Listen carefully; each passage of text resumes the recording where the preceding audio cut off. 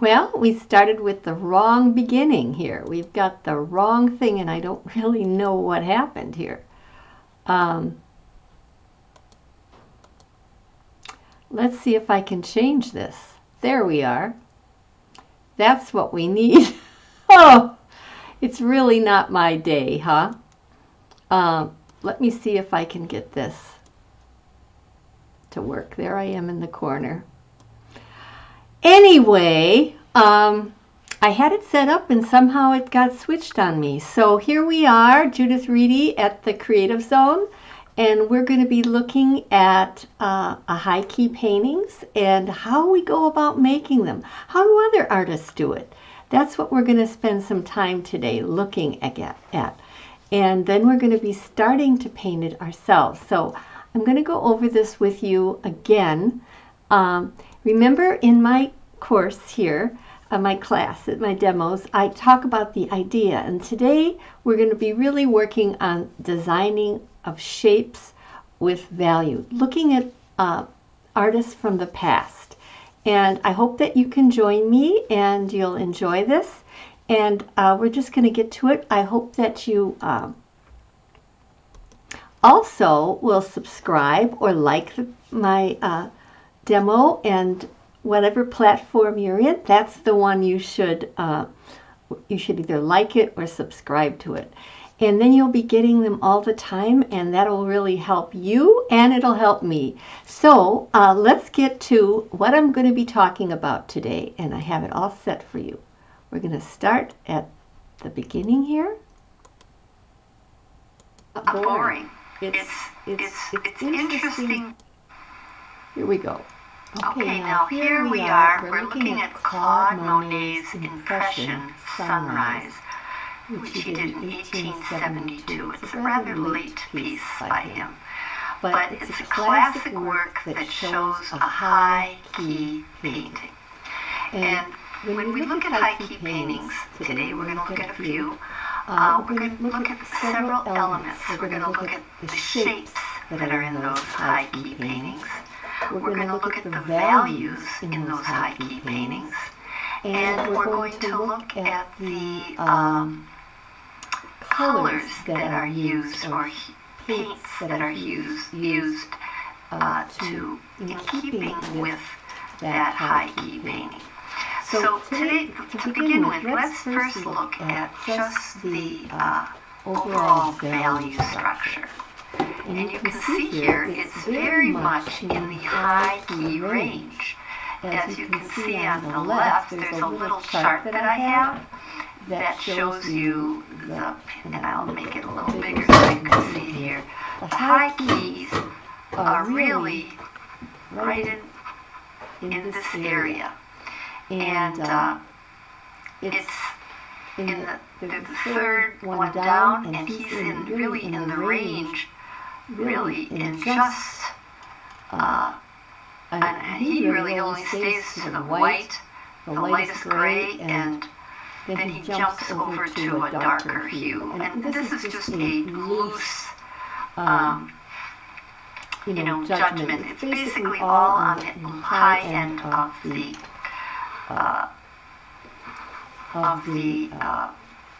scale.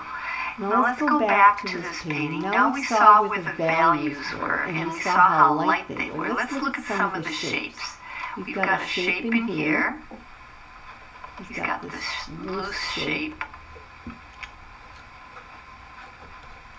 And I don't know, maybe I should have included this as part of the shape, as this whole thing is part of the shape in here.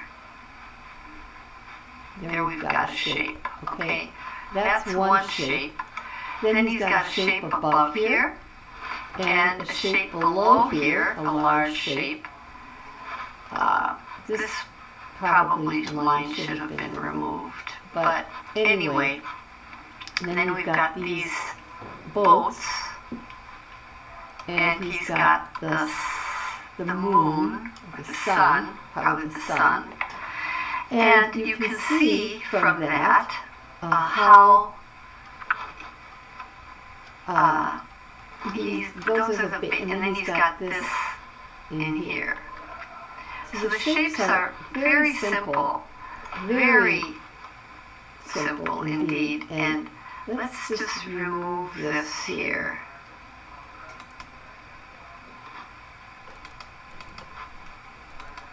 There, we get rid of that.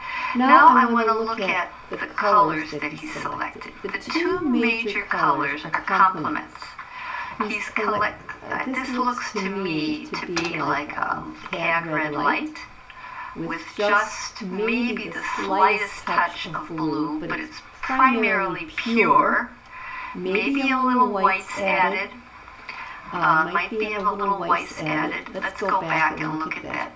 Certainly seems that way. It's very interesting how the camera interprets that. Then now here he has the orange, cad red orange light, which is kind of a red-orange, where he's added a little bit of the blue to tone it down with the complement, which the blue is the complement.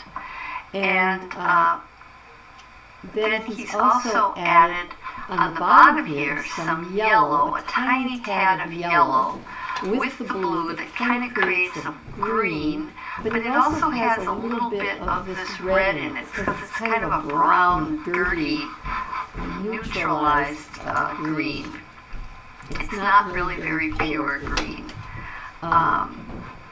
and fairly light. And then of course here he has the blue that's maybe mixed with black, or maybe he just took the blue as it was out of the tube and added some orange and made this sort of dark blue-green, maybe added a little yellow to it. So it could be a complement. Maybe he's got blue opposite yellow and orange as a complement, but split complement, or he just added the slightest amount of yellow and didn't to create the variations that you see here. But it's a very simple composition. There's a little bit of a light blue in the middle here, kind of a misty blue with a little more white, but he seems, he's really kept it very simple, very light, and that was how he, and it's very high-key painting. Now let's look at another painting. This one's by John Fallensby, and this also is a high-key painting, as you will see here. You can see all of this is very high on the range in the upper register, and then you have a little bit of darker value. But the interest is really created here. So he has some basic, let's look at the big shapes he has. He has a big shape. Let's see if I gotta get this here. He has a big shape here.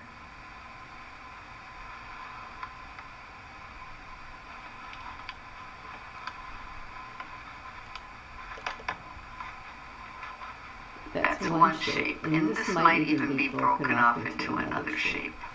And then maybe this is all considered one shape in here, and we shouldn't have put the line in there. Maybe I'll go back.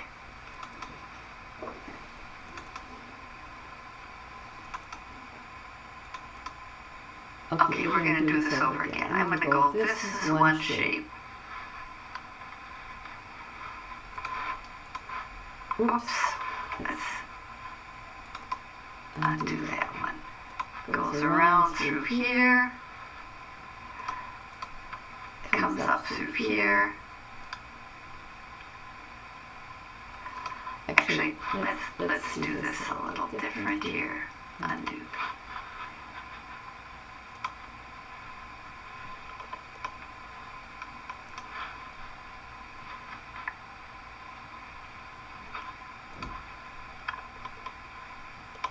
So all of this background is pretty light, except for the tree trunks, and I'm not going to separate those out. And then you have the shape of the whole horse and the silhouette, because this is all backlit, and that's why you have the shape in there. And then you have, so you basically have one large shape, 2, 3, 4. And that's it. Now, you'll notice, though, if we look at this with, let's change this.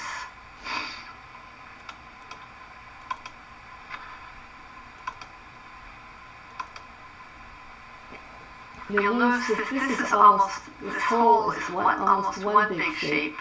This is another shape and of one value and another shape of a value. And that is his structure.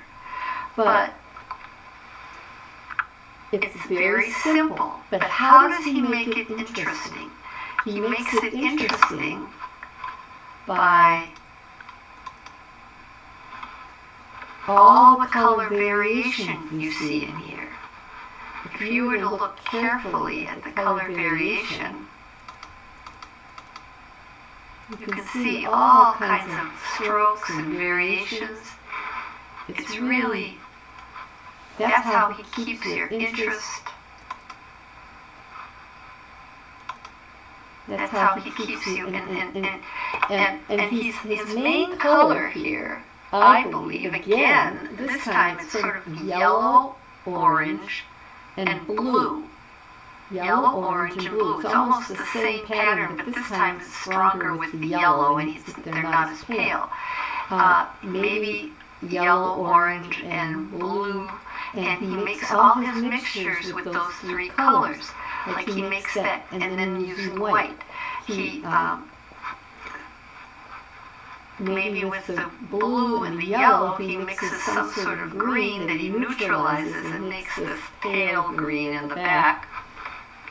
Then he may be adding to the blues and making the greens a whole bunch of different colors. But they're all that he's not copying what's there. He's basically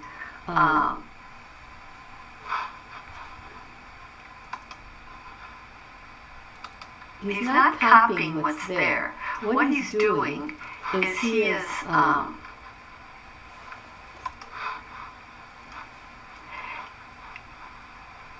he's getting the values that he wants and then selects the colors. Now, I would imagine this looks like a fall scene with this yellow, orange in the trees, leaves, maybe the dirt on the ground or the road, but then there's leaves in there. Some of them are different colors. Some of this is in shade, half shadow, because of the fact that this is backlit. It's practically in silhouette. You can see, even the white horse is fairly dark when we look at it here. I mean, it is, and it's a clear shape in contrast, but it's really made clear because of the fact that he's using color as he is.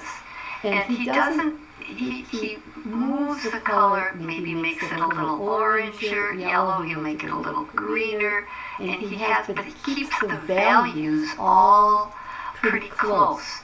And that's why this holds together, and yet it has a lot of vibration, because when you move color next to each other that are neighboring colors, you create like a glow of vibration. And here he's got a bunch of yellow, orange, and light green, all of which are neighboring colors. And then here you've got blues and some violets and some greens, all of which are neighboring colors in the shade area. So in that way, and yet they're mixed in such a way that they mix together and they're interesting. And in the background, he has the colors way back here. He's really reduced the intensity and quite a bit blued it, so it feels like it's behind. And he's, of course, this yellow comes forward. And yet, this is so strong in contrast and darkness that it also seems to come forward, as do some of these other darks he allows in there. and then the darks of the trees. Notice the trees are the distance apart, and that kind of creates a rhythm. He's got a shape in there. So, John Fallsby, we have another painting. Well, I don't have it in here, but in my course on color mixing, my course on color, where we have different types of colors in different color schemes that we use, and I show you a lot more of John Fallsby's and Monet's. But let's look at another painting. This is kind of interesting painting. Now, this painting, for some reason, to me seemed to have a lot more contrast, and it does have some darks in it, as you can see the darks in it quite well. The background is definitely high key, but when we look at this, let's see, when we look at it here, you can see that there isn't that much value difference. It's maybe a step difference between the water here and the sky in the background, but it certainly comes off as being a lot stronger than and brighter, but it's really because of the intensity of the color. The intensity of the color is very strong, whereas here the intensity is much less reduced. I'm wondering if this is painted or a pastel. This would be a great piece to do with pastel, but it's probably a painting. But at any rate, his shadows lead you, how the shapes go. So basically, let's look at the shapes we have in here. We've got, the biggest shape is this background here. That's one shape. And then he has a little line in the middle here. And then he has an area in here, which is sort of defined as a shape. And then he has a shape down here. And then on the bottom, I'm sorry, I'm afraid I'm not doing this very tidily. That's the basic shapes through there, and then of course you've got all the individual shapes of these lines, and you notice how he spreads them apart.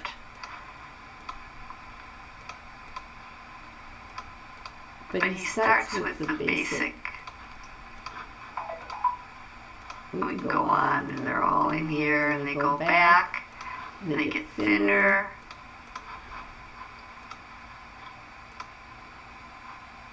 I find it interesting that he has some of them coming down here. It doesn't make any sense, but it must be from maybe a shadow from a tree from across the bay that's reaching, because that's the only way I could think of it. It certainly makes this edge more interesting.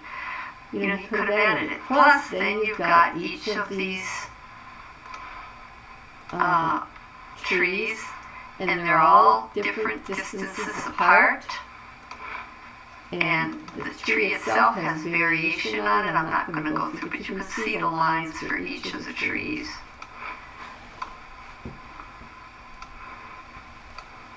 And then how he varies the structure of each of the trees and the design. And the same thing goes on here. And the shadow and the people, where they are located in the corner here. So anyways, and then he's got, some of these don't actually, they kind of match each other, but they don't. So all of that, but the basic areas, as I said, was, this whole area, this tiny little middle area in the background, and the way. Now let's look at the colors. He's working here with a, again, this blue with and violet opposite yellow, which make it cool. And then he's got the warmth of the yellow and the cad red light, and a little bit of the orange, and then he has a little bit of this, mixes that together, but they're all the values are so close together that it holds together, and yet it's not boring. It's interesting because of the way he has little mixtures of color close to each other, but they're all in the same value range. Let's look at that close together. You see, these are all the same value range.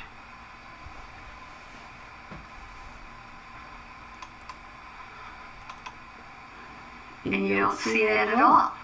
It's kind of crazy. You don't really see, and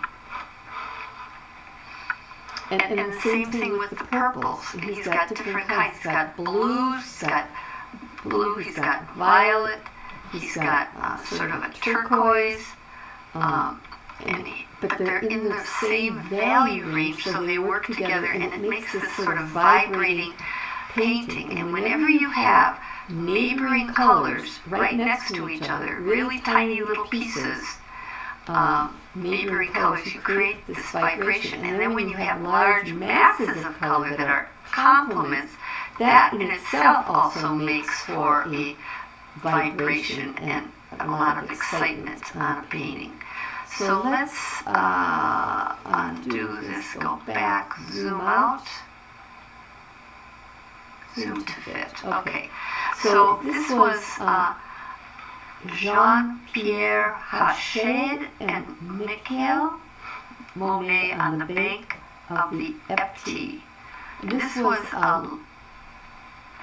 a little later than the previous painting we had looked at.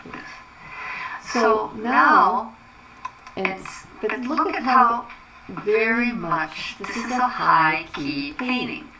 Most of the values are on one end of the register, on this light end of the register. Now the last one we're going to look at today is the Rouen Cathedral, which is kind of interesting because we've got three what seems like pretty high-key paintings, and you're going to really see this is basically the same cathedral painted in different light. But for starters, let's look at it in grayscale. Now this first one here, this seems to be totally for sure high key. I mean, the middle value here, the dark value, is really way, it's probably only number 3 into from white, light gray, and it's probably 10, 9, 8. It's probably an 8 value for the darkest, and a little bit down here. And so what makes the painting interesting? And this one is much darker, but it's still not black. It's almost like has more contrast. It's a little bit has more. It goes from light to darker, but it's not real dark. And this one is almost middle value. So the whole thing is middle value. And how can you make a painting? And then, so what are the shapes in here? I mean, he's got, let's go back to the original color. We've got a shape in here.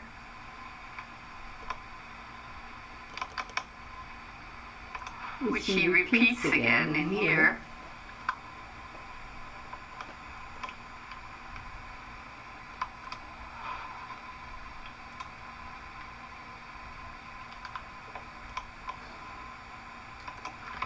He's got shapes in here.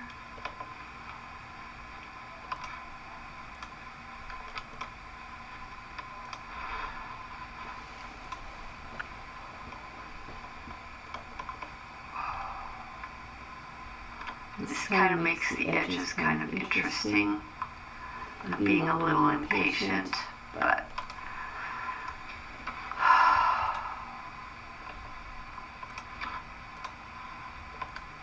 hardly any detail. We've got the same thing here. We got a shape in here.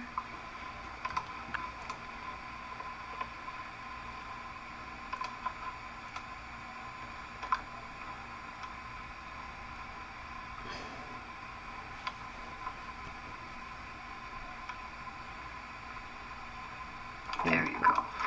We got a shape here.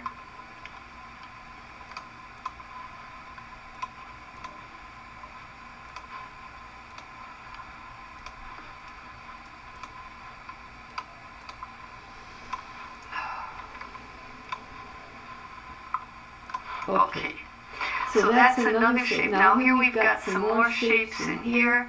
They're not exactly the same. You know, different times of the day the light strikes an object slightly different, or he may have made just a decision.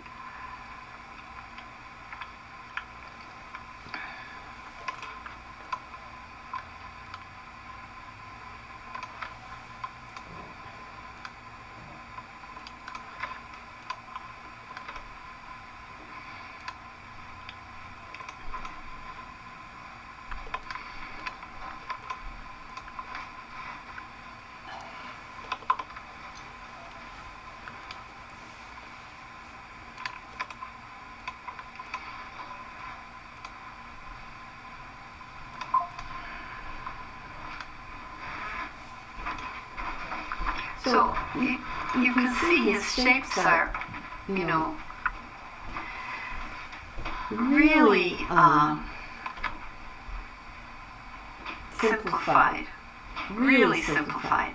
And the interest, if you just looked at this in black and white, it doesn't look very, but it really is interesting in the, notice how he has all these, like he's got some color vibrations. He's got neighboring colors in here.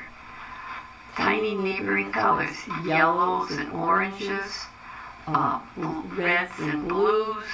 Here he's got the creamy yellow, so you feel the heat. But then a little bit of violet, pale violet in the shaft to create shadows. But he doesn't make it so dark that you lose the shape. He's kept these shapes, just suggested them. In this one, it's the color, the values are much closer together, but he defines them, like the value of this and this is the basic difference, but the values in here are really relatively the same. Let's look at this. There we go, we'll move this out of the way. I mean, it's really almost negligible, the difference in value compared to, let's say, this one. This one has so much more in the same value. And so he's really just playing with the contrast between the two hues. So, and the shapes are extremely different. Let's see here, we're going to go undo. There we go.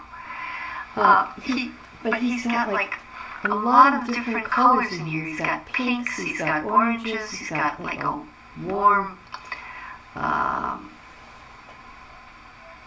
beige, very light. And then the blue he uses is a neighboring color, but keeps the value very, very light.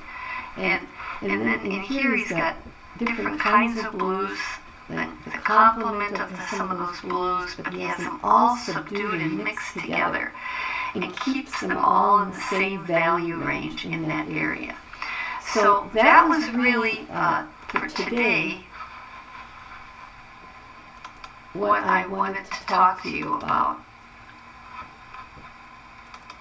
I really think that's an intriguing project to change the color, look at the light, and change the value ever so slightly and see the impact you can create and still create an interesting vibrating color. Now these paintings, and sometimes Monet is criticized for this, but I find them to be intriguing and how color can be used so dramatically. And then of course we have all these lovely pieces that we got to look at today. Monet on the Bank. Gorgeous painting. So, let me just say that I think the next thing we're going to be doing is looking at our project and seeing how we can turn it into a painting, a high-key painting with lots of dappled light, and how we begin with that. I will be doing that in the next session.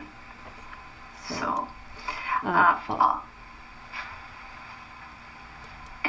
well, here you got to see what I was working on. I think this is kind of I'm trying to get your mind ready for why I'm doing what I'm doing and how I'm going to do it, because I really want you to start to understand how you can do a light high-key painting that is basically very close in value. It's yet it really won't work as well if you don't use these vibrating colors right next to each other, like all the examples kind of showed. They were using complements, a lot of them using complements right next to each other. When we were looking at that bank and we saw the shadows of the trees and we looked at those shadows, you could see all kinds of close colors close to each other, tiny bits of color real close to each other on the color wheel. You saw a warm blue, a cool blue, a violet, and they were all near each other on the color wheel, and so they create kind of a vibration. And contrary-wise, you had all kinds of oranges and yellows and different kinds of reds, and they were next to each other in a group. And then you had those two groups, the warms and the cools, right in big masses next to each other. All of that contributes to creating a lot of vibration, and yet you had a very high key paintings, very high key. And it is a way of painting, and it's a lot of fun. I actually like painting that way. It's much more in my natural way. When I painted in pastels, that's often the way I would paint. And so that's what I'm hoping to do in a small little painting, show you how to do this painting here that I'm going to be working on. That's a high key painting with little dots. It's not very big. When I'm actually thinking of doing a large version of this, because then you can actually see the individual strokes of the paint and the paint a little better. But this is pretty tiny, but it gives me a good study to get ready to do a large painting, to find out what colors work and all that sort of stuff. And I'm sharing that with you because that's something you could do as a test too. So we're going to be working on that in the next couple sessions. So I'm glad that you joined me today. Also, for those of you who are interested in landscape painting and want to understand more about how to create depth, how to create different types of feelings in your landscape paintings, I really suggest that you take a look at this course,